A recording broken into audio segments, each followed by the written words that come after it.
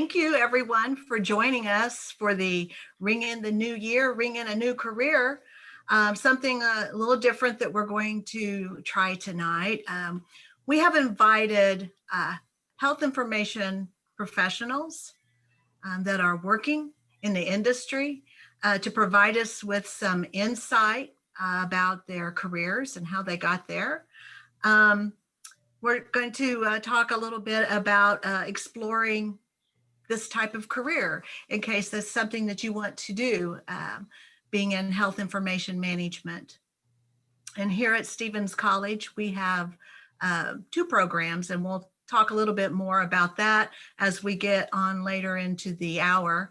But we will share with you some information about the programs that we have here.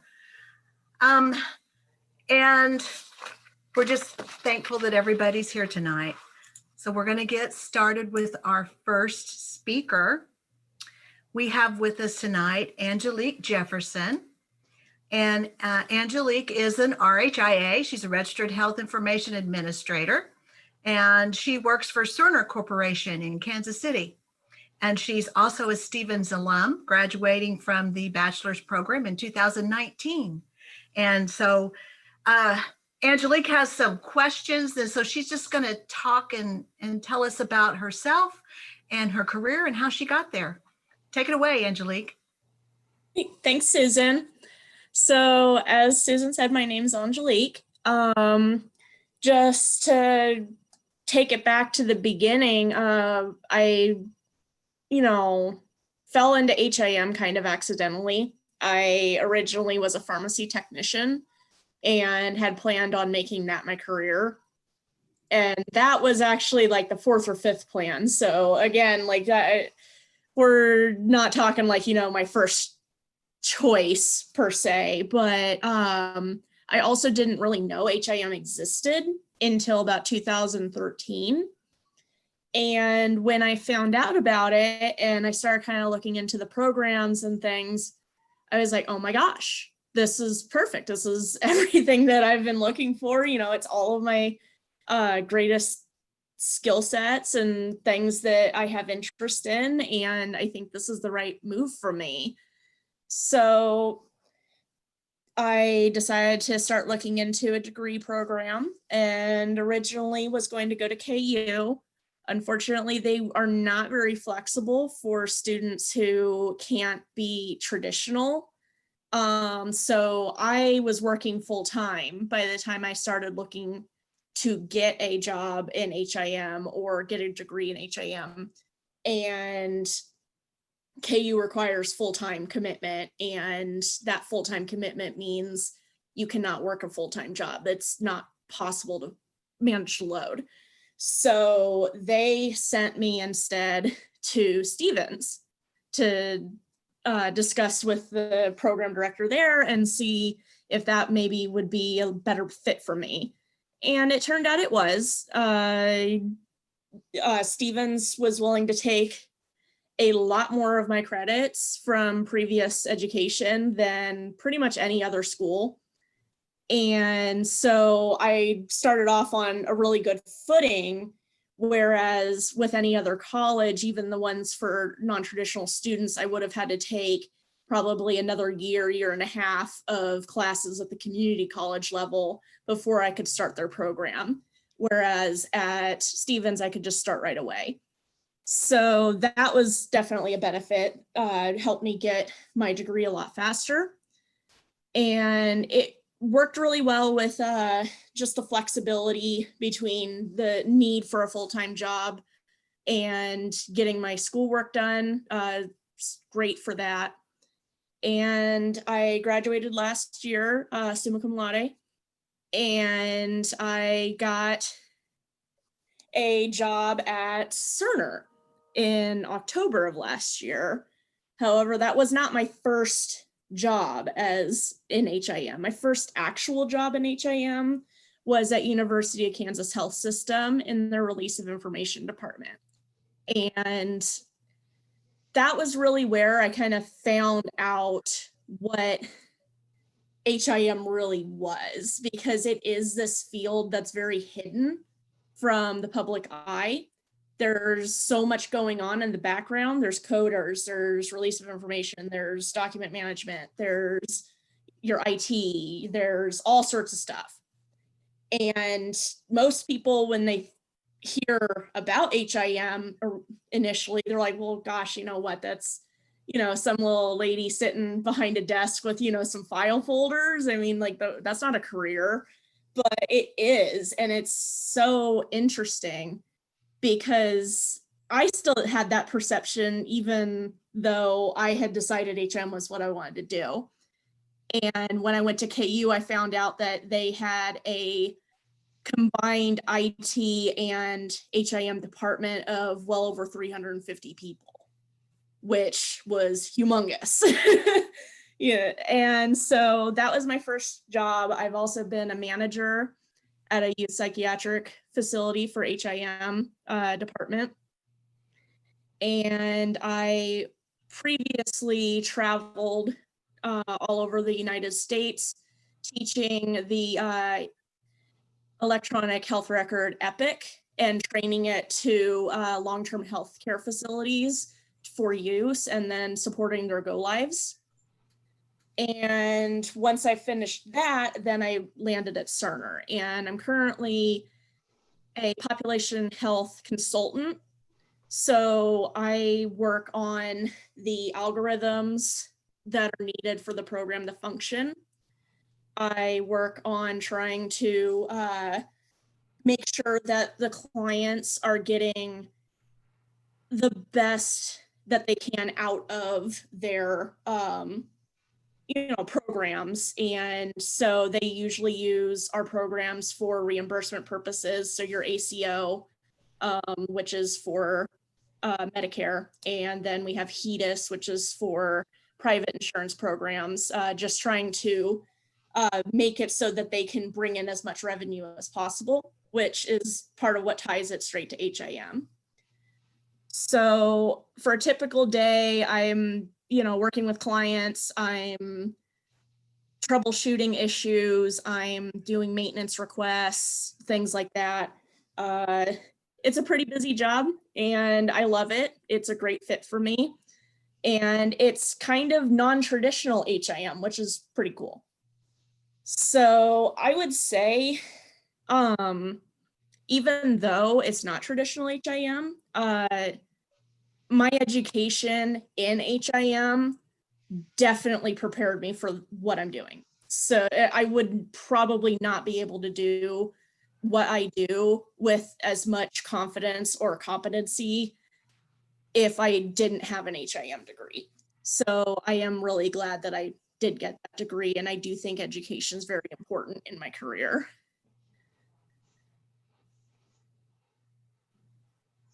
Okay, so you have one thing that you want to share. What would that be? Someone who's thinking about an HIM career. I would say, if you do decide to do that, if you want to, I would research first and foremost, do your research, make sure that there's some aspect of it that actually interests you and kind of figure out what is the best fit for you. Now that may change as you get into the program, things like that. When I first started, I literally had no idea about anything with HIM. So I thought I wanted to be a clinical document improvement professional, and I'm not a nurse, so that's not really a feasible career for me at this point.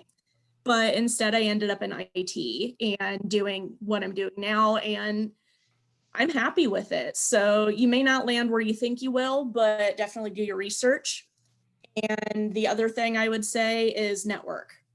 If you do get into HIM, get involved. You need to get involved in your local association. You need to get involved in AHIMA. You need to put yourself out there because HIM definitely requires a network. There's sometimes difficulty getting your foot in the door when you don't know people in the field. So keep that in mind whenever you're in the program, try and get your name out there, get people to know you. Great. Thank you, Angelique. I wholeheartedly echo many of the things you said there. So very much appreciate you sharing your information. And it's like you said, IT, not everybody works with IT in an IT area. They work with IT and HIM because we're connected.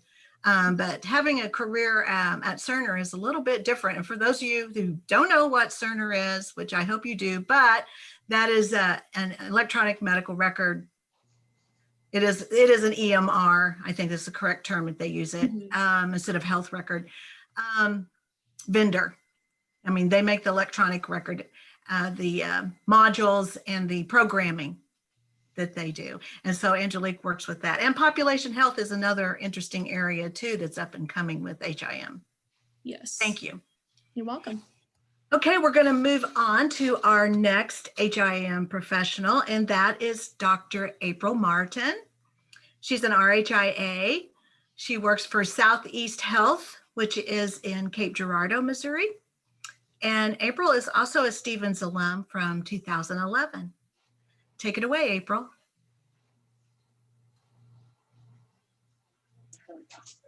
Okay. First, I'm going to apologize because I am at home and I have an autistic grandson who is running around downstairs. So if you hear a little child running around, that's what you're going to hear. And I'm going to just apologize. What sparked my interest in HIM and where did it all begin? I used to work, I had about 10 years with Domino's Pizza. And I was one semester away from an accounting degree. And I was running into the, if you don't have experience, don't call us, we'll call you. And so I decided that I needed to go back to school and do something to enhance my skills. I was going to get some secretary skills. So I took a keyboarding class, and that's where I heard about the wonderful world of medical transcription. I was like, oh, I can do that. And so I fell into transcription. So like Angelique, I kind of fell into HIM. I started right out of school. I'm one of the few people I know that actually have an associate's degree in transcription. And so I was at the University of Michigan, and I was there for 4 years when I became the supervisor of transcription. And I attended my first supervisor meeting, and I heard about all of this other DNFB and case mix index and release of information and this world of HIM. And I'm like, what is HIM? So I am someone who I don't like to not know things. I'm not an expert by far in a lot of stuff, but I know enough to be dangerous in a lot of areas. And so I signed up for my RHIT program, and I did that. And then I went on and I served on a national board of directors for the Transcription Association. I was very heavily involved in transcription for many years. And then at one point, I even owned a transcription company, and I really wanted to do more with my HIM background. So I went back to school. I got my RHIA and finished my time on the, back then it was AAMT, now it's HDI, Board of Directors. And then I started my RHIA program, and then I started my master's program. And that's actually what I have from Stevens, is I have a master's in strategic leadership. And I was really sad to see that program go away, but I loved everything about it. I love everything about HIM.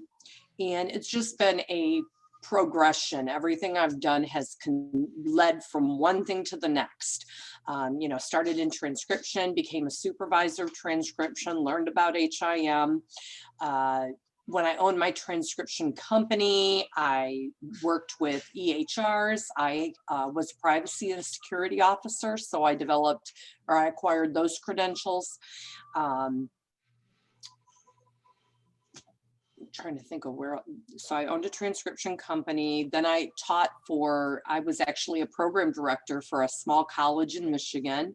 And then, but all of this goes back to when I graduated with my RHIT back in 2002, I knew I wanted to be an HIM director. I was going to do this.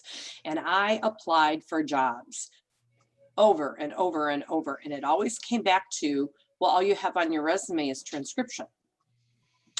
Okay, they didn't see that I owned a business, that I worked with profit and loss statements and balance sheets and did payroll and was a privacy officer and all the other things that went along with this. So you have to learn how to market yourself. Being on a board of directors is very helpful because you do get a lot of networking. If you're ever on a board of directors, people will know you. You may not know them, but they're going to know you. I assure you, your face is going to be on everything. So attend local meetings, networking. Angelique talked about networking. That is the biggest understatement. You have to network because that is how you get your name out there. And when you go to a conference, don't just slap your card in people's hand and say, here, let me give you my business card. No, one of the best pieces of advice I ever heard at a conference was when you network with someone, find out what their needs are and ask them for their card. And then when you walk away, take the card and on the back of it, write something that's going to help you remember that person or maybe one of their needs. And then when you have an opportunity, when you come across something that's like, you know what, I know somebody who can benefit from this information. When you show people that you have knowledge and you can help them, all of a sudden you become a resource and you're somebody people want to know. So networking, get a mentor, find somebody who's in this career who can help you move along. So I was a program director at a small college and I had been in HIM since 2002. And in 2014, I got a phone call. I was sitting at my desk at the college and I got a phone call. Hey, we have this HIM director position down in Cape Girardeau, Missouri. I'm like, yeah, okay, whatever. I'll bite. Sure. Yeah, I'm interested. Lo and behold, they made me the offer. Somebody finally believed that I was capable of being an HIM director, even though all I had on my resume was transcription and education and privacy. And all of a sudden somebody saw the value in all of that. So find a way to market yourself. And so I ended up down here in Cape Girardeau. What is my typical day? As an HIM director, you do not have a typical day. I assure you, I start the day, I think I know what my day is going to look like. And by 10 a.m., guess what? No, you don't. You're going to have fires you're going to have to put out. As a leader, you need to be flexible and you need to roll with it. You never know what's going to get thrown at you. I handle payroll. I handle HR issues. I am responsible for a department that has coding, release of information, QA on front-end voice recognition, outpatient CDI, release of information, scanning, abstracting. I need to know enough to be dangerous in all of these areas. By far, you don't have to be an expert in it, but you do need to know enough to be dangerous and to be able to hold your own in a room full of people. Because I had a very intimidating meeting put on my calendar for Monday. I have a meeting at 4 o'clock with the chief medical officer, the chief financial officer, and the chief operating officer to talk about physician attribution, because some of the physicians are a little upset because they get suspended. Okay, it will be an intimidating, but you roll with it. Yes, I will be there. But at least I have 4 days to prepare for it. I've got this. Was and is education important in your career? Absolutely. For starters, did you know that CMS, if you want a leadership role in HIM, if you want to be an HIM director, an RHIT or an RHIA is actually required. CMS says that you should have this, that you have a medical records department that is run by someone with one of these credentials, or at least oversight by someone with one of these credentials. So if you look up any jobs for an HIM director, you're going to see RHIT or RHIA required. A lot of your supervisor positions are also going to require that. If you want to be a coding supervisor or coding manager, they're going to either require the RHIT, the RHIA, or several of the coding credentials that are out there. CDI, Angelique, I'm going to respectfully disagree with you. HIM professionals can do CDI whether you are a nurse or not, because AHIMA has a CDI credential.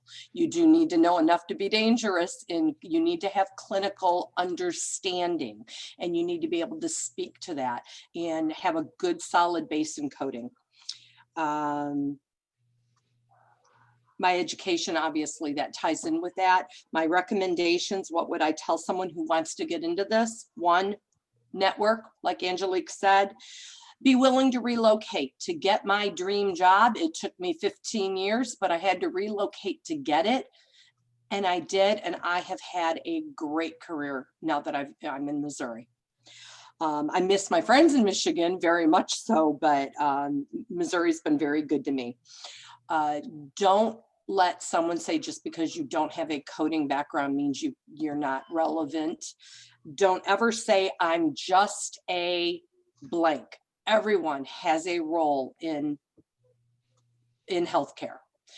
Even if you start at a patient access role where you are working registration, everything you do is important. So never say I'm just a. You're always so much more than that in healthcare. And then my final word of wisdom is do one thing that moves your career forward every single year. My doctorate is in business because at one point I thought, well, if I'm never going to become an HIM director, I'll be a dean of health sciences. Well, and lo and behold, here I am. I also teach on the side because I love teaching. I really do. And I hope you decide to get a career in HIM. Thank you, Dr. Martin. And Dr. Martin does teach in the Stephens College programs as an adjunct instructor, and we're very fortunate to have her. Moving along, we're going to go to Deanna Peterson. Deanna is an RHIA, and she works at First Class Solutions out of St. Louis. And she has a unique role also to speak to us about in HIM. Go ahead, Deanna.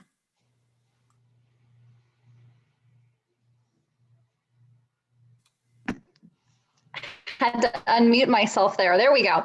Thank you for having me. I'm excited to be here and talk to you about HIM and how I got here. So you're going to probably hear a theme that many of us stumbled into health information management, not necessarily a first career choice, though I was pretty fortunate. I found out early on. So I went into university pre-med, and with no intention of doing patient care. I thought that I wanted to do research. And then I met organic chemistry and realized that I didn't really like to be in the lab.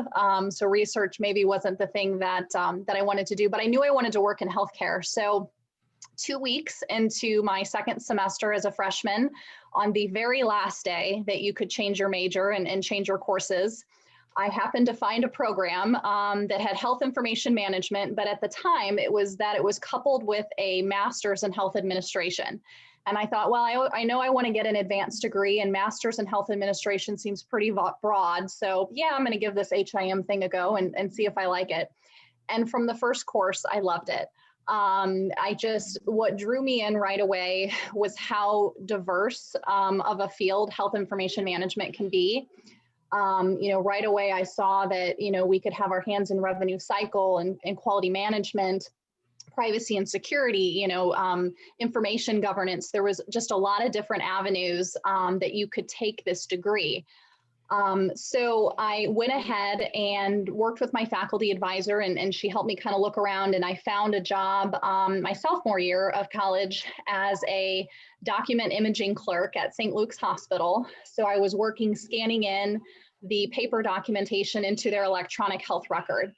And so I spent a couple years at St. Luke's while I was still pursuing my bachelor's in health information. And I did whatever they would let me do in that department to try to get as much experience as possible. So if a position opened up as a release of information clerk or they needed someone to help, I jumped at that opportunity.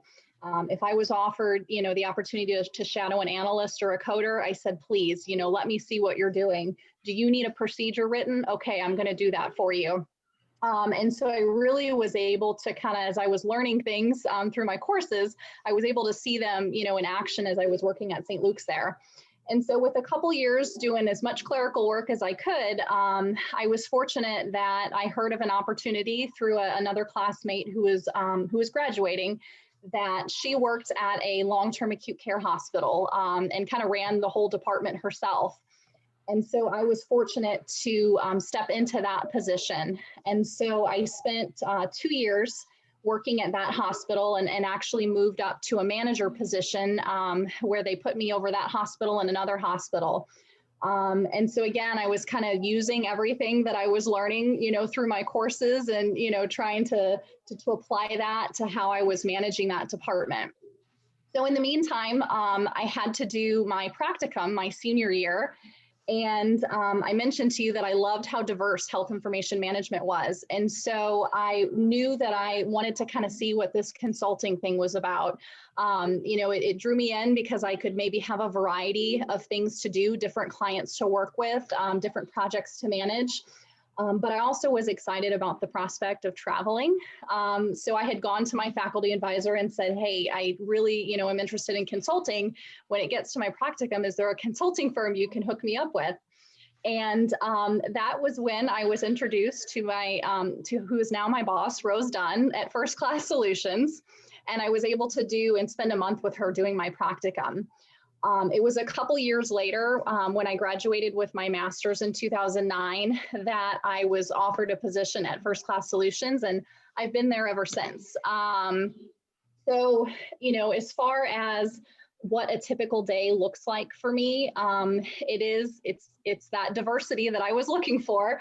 I spend probably about 80% of my time working with long-term care clients. So that's really my passion. I love working with post-acute care facilities that typically don't have health information management professionals employed by them.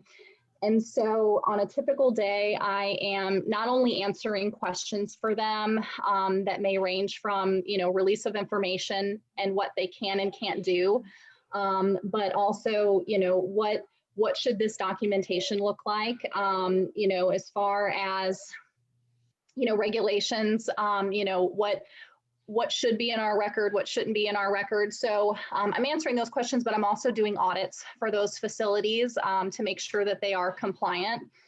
And then I've got kind of a hodgepodge of other things that I manage. So, I may have a project going on that we did an assessment of an entire department for, operational efficiencies. Or I do look at all of our coding audit reports. So our coding audit team that would look at maybe a hospital's coding for compliance, they'll route those audits through me. I take that information and manipulate it so that it's in a way that is understandable for everyone, but certainly is a way that, we can present that to an administrative team and they understand what that report is telling them, even if they're not necessarily a coder themselves. So it's definitely a variety. As far as looking back on my education and how important that was, I already mentioned to you that as I was going through the health information management program, I certainly was taking those different skills and those different, that knowledge that was being taught to me and applying that to my day-to-day job. I can tell you that when I graduated, certainly I kept a lot of my course books. And so for the first few years, as I was getting my feet still wet and really, getting comfortable as a health information management professional, I would go back on my notes, particularly if it was, maybe a certain statistic that I'm just, hadn't used and, hadn't really thought about since I learned about it in my HIM course. The thing that I do want to mention is that what's great about health information management programs and certainly Stephen's program is that they go through a rigorous accreditation through CAHIM, which is the Commission on Accreditation of Health Information Management Programs. And so, you've got a very structured course load that has been developed by health information management professionals that are out in the field that know, what knowledge is needed. And so certainly you're going to be prepared for that, because you've got such a great program.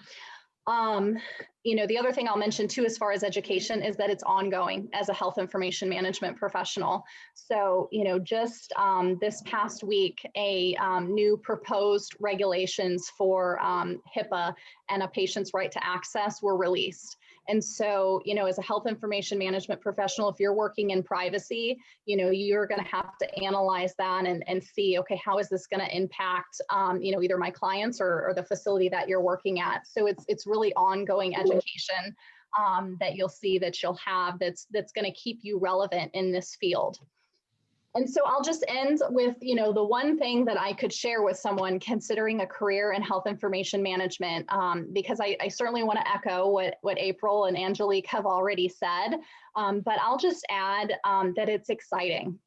There are so many different things happening in healthcare right now that health information management professionals are going to have their hands in. So, as far as the advances that we're making with electronic health records and having that information accessible, making sure that, it goes, through your entire continuum of care, whatever provider that you see, that your information is not being blocked, so to speak. There's just a lot of exciting things that health information management professionals can do. So, it's certainly coding, and we have our hands in revenue cycle, but as I mentioned, it's quality management, it's privacy and security, it's, electronic health record implementation and design. There's just so much. So it's exciting. I agree, Deanna. I was excited when I started my education and working in HIM. So thank you so much for sharing. Another different perspective working as a consultant. So it's not always just being in a medical records department in one place. If that's what you like, then that's great. But if you want variety, change, opportunity to travel, yeah, definitely. So there's a broad, when you say HIM, it encompasses a lot of different types of jobs. So thank you. Next, we're going to go to Julie Pursley.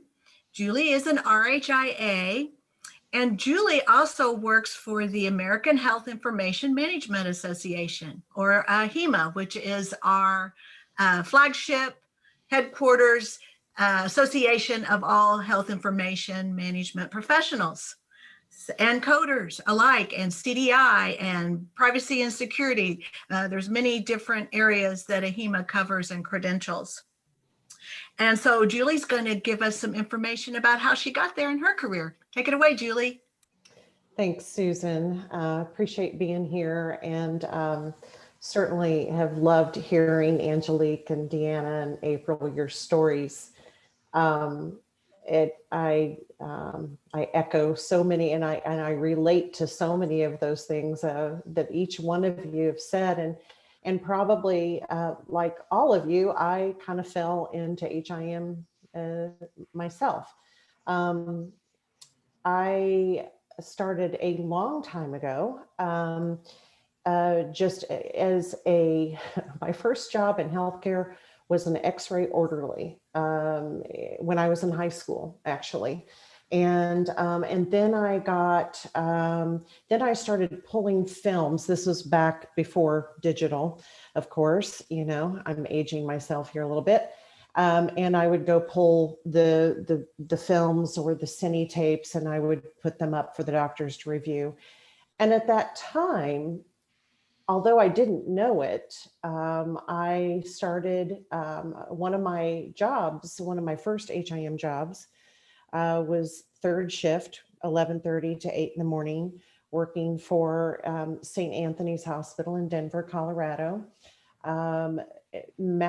auditing the master patient index, which at that time was this huge Rolodex machine that had everybody's laughing because they know, because we've talked about these things or seen them before. But now, of course, it's all digital.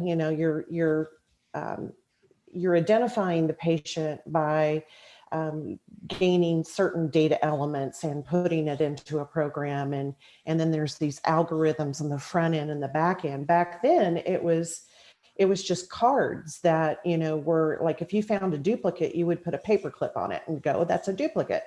So it's come a long ways. And that was my first experience when I really knew that I loved HIM. I had not gone to school. I did not go to school and become an HIM professional. I became an HIM professional and then went to school.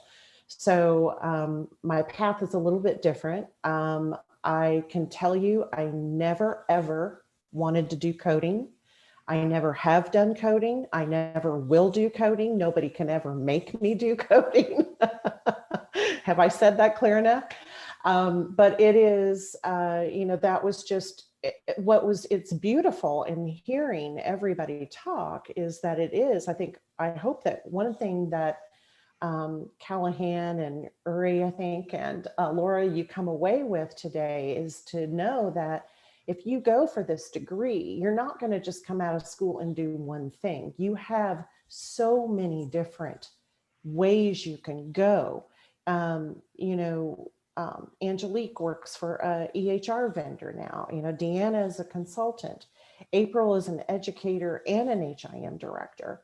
I happen to also be an adjunct here at Stevens, and I have my job at AHIMA, where I'm director of thought leadership, which in a normal day, I sit on the policy and government affairs team.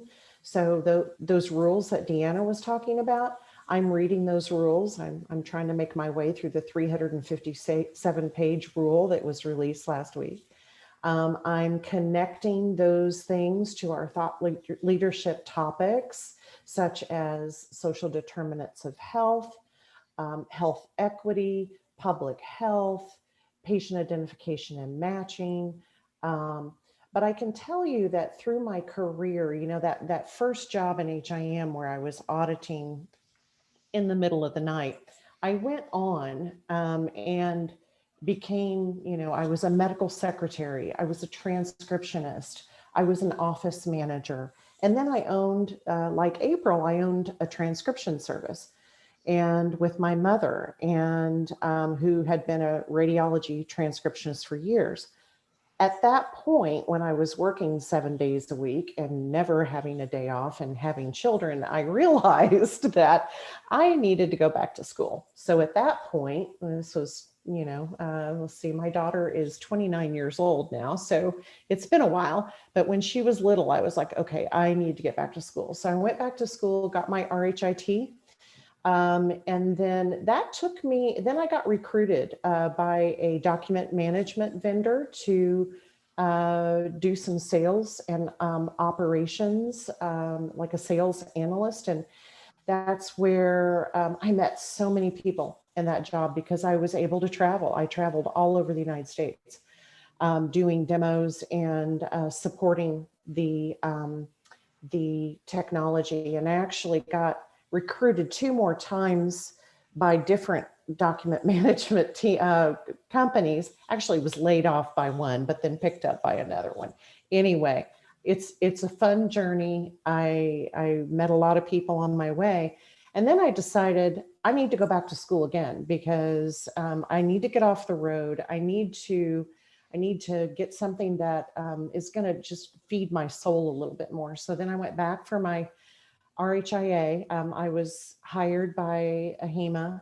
This is the second time I've worked for AHIMA. And I was hired in as a practice director and focused on a lot of different areas and helped write practice briefs and bring volunteer groups together and spoke and wrote articles and things like that. And in 5 years, I have to pat myself on the back when I say this. In 5 years, I was able to finish my RHIA, sit for my Certified Health Data Analyst, which is a CHDA. It's a specialty credential through AHIMA, and finish a master's in health informatics. So I was driven. And I look back on it and I go, how do I do that? But, you know, you do what you want to do to get to where you want to go. And that's, I wanted to get my master's. because one of the things I wanted to do in addition to my job was teach. It's important to me to give back to the students like yourself. I love teaching.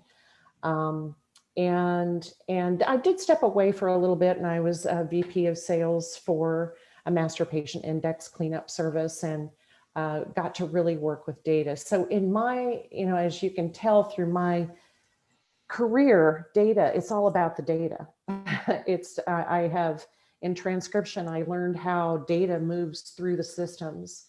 When I was an HIM manager and transcription manager for a certain amount of time, it was all about the data and the process. So if you love data, this is the place to be, because one of the biggest, I think, things that you can do as an HIM professional is connect the dots for so many people in healthcare, in our healthcare organizations that may only know the technology or may only know what they do, in risk management or in quality or in any of the, and we hear this so often, is that our members at AHIMA are those people who are connectors of information. They're connecting different departments and different conversations, because we know where data is collected, we know where it flows, and we know where it goes. So if you, whether you want to go into it because you want to be a coder and you love that heads down 8-hour a day thing, which I do not like, or you have a totally different direction, like you want to go work with data, or you want to make a difference with social determinants of health data that's going to start being integrated with our healthcare organization data. I see that coming. Our government has the vision that patients need to have ready and available access to their data. And you're going to just see so many more. I've been sitting on too many government calls in the last week, but you're going to see that coming. You're going to see things changing, which is good, right? I mean, we should all have access to our data. Okay, so that's enough about me and data. My one thing, Susan, I want to say 3 things real quick. So the 3 things I'm going to leave you with is be a lifelong learner. I believe in education. It has catapulted my career, and no one can take the education away from you once you have it, right? You've got it. There's just so many things you can do with it. Read every day. Go in and find all kinds of different healthcare newsletters. Go to ahima.org.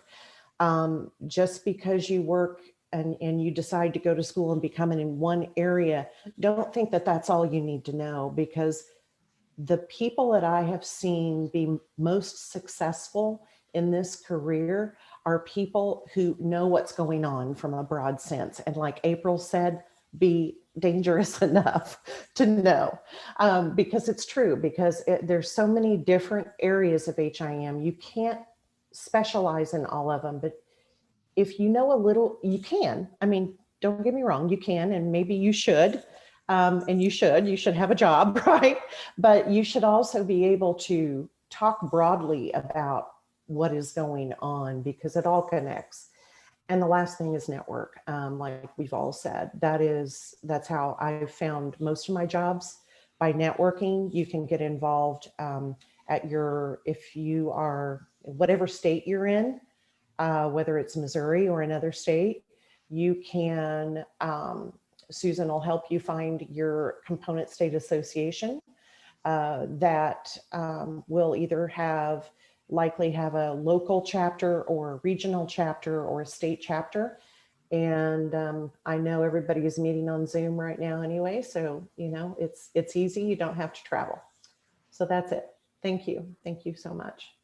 I hope you become an HIM professional. It's a great career. Thank you so much, Julie. Great points, and another very different pathway to that career. As we have seen tonight, everybody's had pretty much a different type of pathway to get where we are today, and that happens. So we're going to move right along because I have some information we want to share at the end of it too. We are probably going to run over a little bit, but that's okay. We're recording it. We can share it. Everyone can have their chance to provide their information. I'm going to have Margaret Ledda. And Margaret is a dear friend of mine and colleague and networking connection person. That's how we met. And she's an RHIA, and she is the program director of the Bachelor of Science Health Information Administration program. And we also have the post-baccalaureate certificate in Health Information Administration program at Stevens. And she is also a Stevens College alum from 2008. Take it away, Margaret. Now that is a stone age, okay? Hi, my name is Margaret Ledda. As Susan said, I am the HIA program director. My journey to Stevens and health information was a little bit different. And everybody who is on this screen and on this Zoom has touched me in a million different ways through HIM. And they are infinitely all smarter than me, every single one of them. But you know what? I'm such a big picture fan and treat everything holistically that it's okay, because I learned from every single one of them, and it helps me to run a great program. And I'm thankful to every one of them for all the years that they have given me their insight, and it's made me a better person and a better program director. And that's important to me. And that is what HIM means to me, the bigger picture, the holistic side. I am very connected to the students in this program. I love it with all my heart. I did start out as a nurse in the Stone Ages when, and probably some of you wouldn't know this, but when there was fee for service and, you know, people stayed in the hospital because they were lonely and had nothing wrong with them and just needed a friend, and the insurance companies paid millions of dollars for that. And then boom, 7 years later, things changed and insurance companies decided they didn't want to pay for anything. And critical pathways came, and it was get them in and get them out. And I could no longer give bedside care. And that was my life. I am a firefighter, 26 years, a medic. My whole life revolves around people and making them feel warm and fuzzy and much better. So I decided to take on a job and became a over the road cross country truck driver, owner operator, moving freight and people's cars for Barrett Jackson across country. This was a problem because I am severely directionally challenged. So for 2 years, it was an interesting road. And then I had an opportunity to get into fire department administration and records. And I realized that I enjoyed that, both the people part and helping people get their benefits and dealing with their pensions. And it actually led into becoming a medical records director the hard way. And I ended up working for a clinic. And the reason I took the job was because it was uninsured and underinsured patients, and I loved it. As I said, I'm a people person. And I ended up doing that for a few years. I did not go back to school until I was 35, very late in life. And I went straight into the bachelor's program. I am a Brooklyn, New Yorker, so most of my time was spent in New York and my schooling. And I graduated with a healthcare management bachelor's and then went on to get my master's. It was a non-accredited program, by the way, so I never got a credential. I went for my master's in business because I wanted to be global at that point, and I wasn't looking to stay in medical records. And unfortunately, or fortunately for me, my boss was going to retire and told me, you really need to get your credential. I said, no more school for me. And she said, get your credential. So I found Stevens. The previous program director was wonderful. We hit it off. I liked the flexibility online. I could stay at home in my PJs. I can do it whenever I wanted. I could take it to work with me if I wanted to.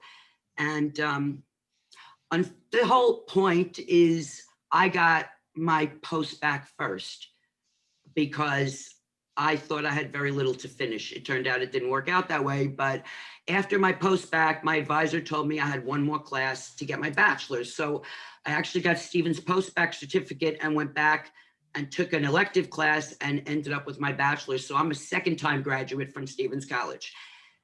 And the killer is, by that time, I was no longer in medical records and had moved into a sort of a VP of operations of 2 clinics, which I had the opportunity to do everything. And that brings me to where I am now. When I left Stevens College, I love the program. I kudos for everything they taught me, passed my exam, was prepared. The curriculum was great. Told them, thank you for your time. I will never be an educator. I thank you for what you've given me, but this is not my thing.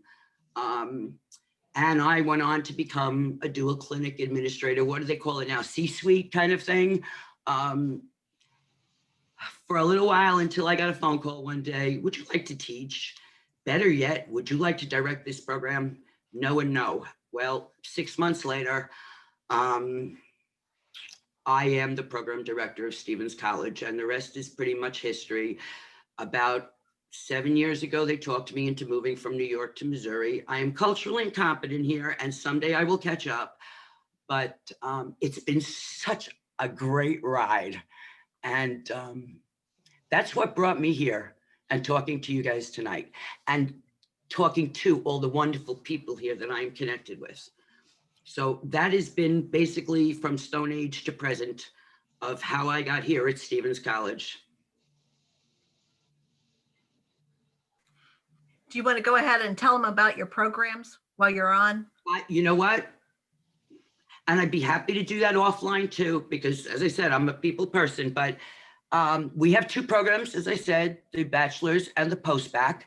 Okay, the post-bac is for people coming in already with a bachelor's or a master's that, like me, went to college and did not attain their credential for one reason or another and want to come back and get this education. I'll tell you some highlights. We were the first accredited distance education. We piloted the first CAHIMA accreditation. Next year, we celebrate 40 years of accreditation and still running strong. And I'm so, thank you everybody. I'm so excited about that, to be part of it anyway. We offer the bachelor's, we offer the post-bac. One is 69 credits in the major, no gen eds and electives. The bachelor's is a full 120. As Susan brought up and everybody, we are very transfer friendly. I'm willing to go the distance if you are and want to come into the program and work with me to succeed. I will get you through your credential. Our pass rate is incredibly excellent, and I plan on keeping it that way. We are 100% online. We do have an internship component, but that's because we want to get you out there and let you experience acute and alternative care settings and get the real part of the HIM experience. Right now, because of the pandemic, we have been unable to do that the last 2 semesters. But a lot of my professors and other people and community and our advisory board have stepped up to give all of our students an incredible internship experience, either on-site or virtual. And I appreciate them for that because I reached out and they responded. And that's, again, what HIM is all about. So we actually just added, we have just updated our CAHIM competencies, upgraded all our classes, changed some course numbers. But the exciting thing is we have added 2 completely terrific courses, a consumer health informatics class and a big data analytics class, which we have a wonderful, wonderful professor working with. She's big on that stuff. And we think we needed it to get into more into these important and technology-driven patient-centered healthcare. So we try to stick with the future. We use lots of different technology. Cute cat, Angelique. We use lots of different technology to keep you engaged. Our whole point is to keep you engaged and learning and up to date on everything and get you out into the working world, get you to test out, get you your dream job and succeed in life. And I think I just gave you all the uphills on the program. There is no downhill, so I don't even have to bother. Absolutely, Margaret. You are the backbone of that program, and such a people person. She talks to her students all the time. I mean, and it's not just emails or texts. No, no, no. She calls them on the phone, spends hours talking to all the hours of the day, mind you, because we're online. So they're everywhere. Just wonderful person to work with too. Thank you. So I'm going to give you the brief version of my life to HIM. Like most of us here, I'm a non-traditional student. I started out, I had no idea what HIM was. Nothing, nowhere in my mind did I know what that was. I am a Southwest Missouri farm girl. I grew up on a farm. I'm a first generation college student. My father had a second grade education and my mother graduated from the 8th grade. College was not something that was talked about in my family. I'm the last of 8 students, or 8 children too, by the way. So I was a factory worker. You go to high school, you graduate, you go to work. And I used to sew garments. At one time I sewed vinyl bags and actually painted and did monograms on these bags. I have a company logo that is still on the company wall, and they use it on their checks and all of their information in Aurora, Missouri. And no royalties on that. I signed those away when I left the company because I had a little bit of a artistic background. That was my thing, doing crafty things, macrame, painting, and that kind of stuff. So I went into a garment factory because I had no education other than high school. I was married and I had children. I sewed jackets, shirts. I invented the waistband for Bobby Brown's pants. I don't know if you know who Bobby Brown is. He was a singer, literally in our factory in Monette, Missouri. And then they decided, oh, but the people in the Dominican Republic can sew these so much better. So then all of our work started being imported out. And that's when our factory closed in December of 1991. I was one of the last people to walk out. And because it was a major closure, we were offered retraining. So I became what was called a displaced worker. And they paid for me to go to school. I thought about being a lab tech. Yes, I wanted to work in a lab, but then I'm like, I can't stand to look through the microscope. And it was a 4-year degree. They were only going to pay for up to 2. So what do? I did research. Yes, Angelique, I went to the library because we had libraries. It wasn't online. I went to the occupational handbook. What jobs are out there, and where can I go to get a job? Because I had spent almost 8 years at this factory and then I had nothing, no retirement. So I wanted a job that was going to be there. I found a community college local to where I lived, and they had an office administration medical office specialist, AKA transcription, April and Julie. So I had a conversation there with the program director and instructor, who just happened to be an RHIT, mind you.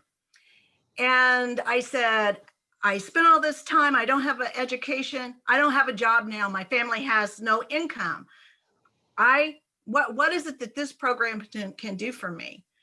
I mean, that was my goal, to find a job and job security. She told me, Susan, you get this degree and you will be able to go anywhere in the world and work. Promise you, you will have a job always. And she was right. There have been times when I've had 3 jobs at a time. So the education that you get in healthcare, specifically working with patient information, definitely has a place for a security in the way of a job. So my very first job, I will tell you, I was a pathology transcriptionist at St. John's Regional Medical Center in Joplin, Missouri. Yes, the hospital that was destroyed in the tornado in 2011. And I worked in the laboratory there and was the secretary, but yet I took care of the pathology transcriptionist. I went down the hall to the histologist where all the parts and the pieces were. Not my thing, no. But I enjoyed so much the transcription, and I have 25 years of that. From there, I just moved on. But what really started me in the HIM area is when I landed a job as a secretary for a health information management, just changed the names, by the way. It was in 1999. They had changed the name from medical records to health information management. And there I met this very dynamic person. She had started her HIM profession from high school out. So she was very driven. She knew what it was. And I kind of looked to her as a mentor. She taught me pretty much everything I wanted to know. And she said, you need to get your credentials. You need an HIM degree. You need to go that way. But I worked full time for her. So taking off and going to classes just wasn't the way it was. Yes, I met Julie there because Julie came and did her internship. Did you sit beside me too? I've had several people sit beside me, but I was just the secretary. And I was one of those, I want to know. I was telling Margaret the story about it. I had people at the hospital calling me, asking me how things were done and who to contact. Because whenever something happened, I wanted to know why and how. Why are we doing this, number one? And how do I do this? And then you have to think even further when you're in health information management is, wow, who is this going to affect? Because it's like a domino. You do one thing, it affects the whole system. Everything's connected, right, Julie? So yeah, I became that person. I had to wait until Stevens went online, and mind you, I monitored their website continuously until 2003. They started their online program, and that's when I started my journey at Stevens. And before I graduated in 2006, I'd already been offered a job as a privacy and security analyst for a competing large healthcare organization in the town where I was living. It's just been, they seek you out. I have to say that once you get your degree and establish yourself and you're doing your network, that's when people come to you looking and offering you the opportunities for a job. I decided I wanted to continue. I went to Stevens for my MBA, graduated. Bad for me, I waited 4 years to take my credentialing exam because I realized, oh, wait a minute, I've got to have those credentials. I was one of those bad students. So, but I did pass. And that's when I became an educator after that. Started an associate's program in the college where I graduated with my associate program and developed a KHIM online accredited program. From there, I went to a public four-year college and was the program director of an HIM program there. I even spent 7 months in Arkansas as an HIM director and privacy officer for a mental health facility, which was exciting, which then came back because in March of 2019, they asked me if I would do consulting for them. So I had a stint of consulting in there for about a year and a half because it ended last November. But it was I was able to do it all online because they had an EMR, we had phone, we had Zoom, whatever we needed to do to communicate. So I've experienced that. Graduated with my doctorate in higher ed in March of 2019. And that's when Margaret said, Susan, we want a master's program here. We need you. And I said, oh, hey, yay, I'm moving. So pack up, and I've moved to Columbia. And that's where we started, worked on the master's program. It had been developed. I upgraded it to the 2018 AHIMA curriculum because our goal is to have the master's program also KHIM accredited. And my typical day, much like Margaret, although I don't call my students a lot, we Zoom, but it's spent time researching I research a lot of information to share, not only in the classes, but with others, information that I find, speak to students, answer questions. We do recruitment planning. That's a big part of being an educator, and especially someone working in a program as a program director. I mean, planning things like this event, sharing information with potential students, and working with adjuncts. That's something that we do on a daily basis sometimes. Reading textbooks, reviewing them, developing classes. Classes are online, so you're an instructional developer. Designing those assignments so they match those curricular components so that you can ensure that your students are getting the education and learning those skills that they need. That's all part of that. And then we do assessment. We're assessing, did it do what we wanted it to do? And that's a big part of being a program director and an educator, is assessing, is what I'm doing making a success for my students? Collecting data and sharing that with administrators, and then the Zoom. We do a lot of that. It's called Zoom fatigue by the end of the day sometimes. And I'm sure that some of you have experienced that. Education, all I have to say is I would not be here today if it had not been for my art, my education, and I would not have experienced my career if it wasn't for my credential. So the best possible investment for myself, and I believe you too, is by obtaining an education and your credential, an HIM education and your RHIA credential. For me, that was my best investment. And like Julie said, education is one of those things that they can't take it away from you.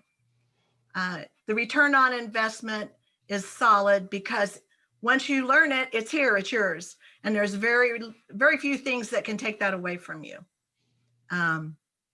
So it's a true investment in yourself. Okay, I'm going to tell you a little bit about the program. The master's program is relatively new. We were approved by the Higher Learning Commission December of last year. I think it's been a year, just about a year. And so we launched it in the spring. It is 36 credit hour, 12 courses. It can be completed in 5 semesters. Currently, the tuition and fees are less than $20,000 for the entire program, which is a real bargain when you start thinking about master's programs. Currently, there's only 8 CHIM accredited HIM master's programs in the country. And our goal is to seek the CHIM accreditation so we can become one of the few and one of the places that everybody's going to look for because they want a master's in HIM. We do not have an internship. This program is research driven.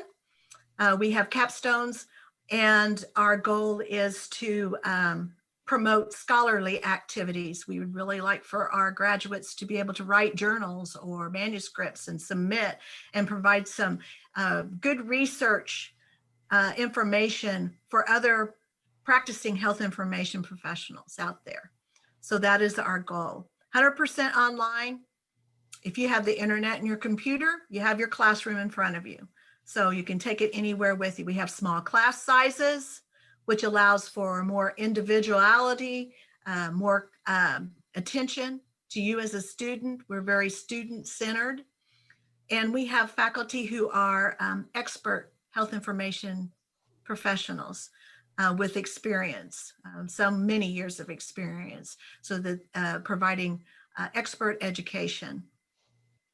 Our curriculum, as I mentioned, is 2018. We do have a heavy analytic and statistical data component to it. Hence, we're going to be doing research. It's important that you understand how that works too. So I find that very beneficial, and so far the students have also. You can transfer up to 9 credit hours of previous graduate coursework. If it applies, it has to be evaluated before that can be accepted. Also, if you have the RHIA credential and you want the master's degree, you can get up to 3 credit hours towards your degree by using your RHIA credential. And like I said, our future plans is CHPS accreditation, but we are also working on development of emphasis or certificates in healthcare administration and quality, as well as a population health administration certificate, so that we can ensure that our graduates are current and have relative education to be successful in the health information field. I'm going to let Alex tell you, share some information with you, about the admissions process and financial aid, because that is her area. Alex is the admissions director and financial aid director here at Stevens College. I'll let her tell you a little bit more about it. Thank you. I loved hearing everyone's story. There's a lot of information I didn't even know about Margaret or Susan that I've learned tonight. So I'm so glad to be here tonight and be able to talk to you guys about the admissions process, and then as well about financial aid, kind of wearing both hats tonight. So as you've already heard, we have 2 sides of our HIA program. So you have the bachelor side and then the post-bac. If you're looking to do any of these programs, I would encourage you to send us an unofficial transcript right away, so we can, already analyze exactly what we're going to do to get you on your way. Margaret is amazing at putting together a degree plan for you, and that way, we're not going to prolong anything. We're going to get you right in and try to get you on your way as soon as possible. So with our HIA, no prior college experience necessary, but if you are transferring in, we just ask that you have at least a GPA of a 2.0 or higher. So I know a couple of you have just graduated or are graduating with an associate's degree. So we just would like to see a 2.0 or higher on that. And you can send those transcripts directly to me or Margaret Ledda, and we'll review those to get a degree plan ready for you. We do ask that you have a resume when you apply, so you can do the application and submit your resume on application. And then the unofficials. We don't have any application fee, which is great. The application is free for both our bachelor's and our master's level. So if you want to fill out an application and see what we can do for you, you can feel free to do that as well. I'm going to go ahead and drop in the chat real fast the inquiry form. This way we can stay connected, and I can have all of your information. That way I can follow up after this call tonight. As Susan had mentioned, we do have the HIM, and we require that you have a cum GPA of 3.0 or higher when you graduate with your bachelor's. So we do require an unofficial transcript for application there, but we would need official after you are accepted to the program. Once you're accepted to the program, it's pretty simple. Once you get accepted, you just do one form for us, and that's called an intent to enroll. And then I send you off to the program directors to kind of get the ball rolling and get you registered for classes. We have 3 points of entry, which are fall, spring, and summer for our HIA program. And with our master's program, we actually have, is it 5 points of entry? Yeah, so we have 2 in the fall, 2 in the spring, and then 1 in the summer. So every 8 weeks we're starting, we could bring you in. So fill out that inquiry form so we can make sure we know which program you're looking at. And then also I can make sure that we can continue to communicate with you. On the financial aid side, with our bachelor's, you have possibly eligibility for Pell or loans for this program. There are no scholarships, institutional scholarships, unfortunately, but the program is priced comparable, and you can find all of that information on our website. But it's a per credit hour program. It's not built as, like our undergrad residential is 12 to 18 credit hours. It's one price. This program is actually built on per credit hour. So it's really dependent on what you want to take and how much you want to pay per semester, but there is financial aid there for you.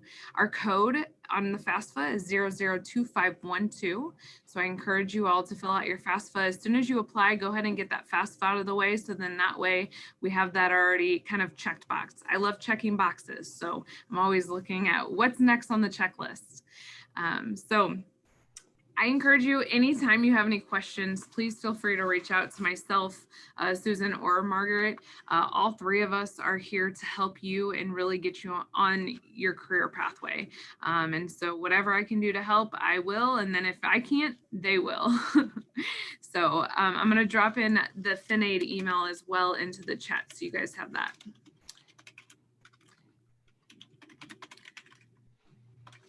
Any other thing I can answer tonight about financial aid or admissions?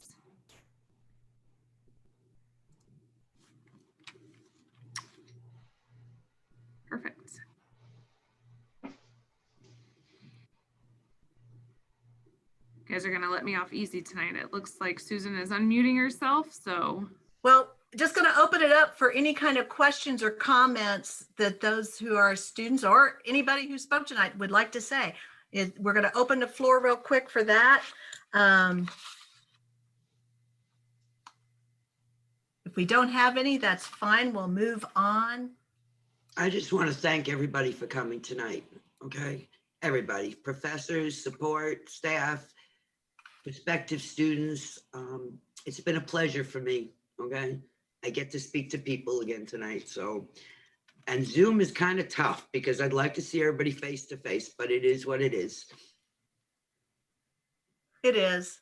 Here's our contact information also, if you'd like to jot it down. Our email addresses are really easy. It's the first initial of our first name and our last names at stevens.edu. And there's our phone numbers. Those are direct numbers to us. And then also the website. And both Margaret and I have been working on our website pages, adding in information, making sure that it's up to date. There's a lot of information out there, so please feel free to review it. Send us your questions, comments. And a special thank you to our guest appearances by Angelique, Jefferson, Dr. April Martin, Deanna Peterson, and Julie Pursley.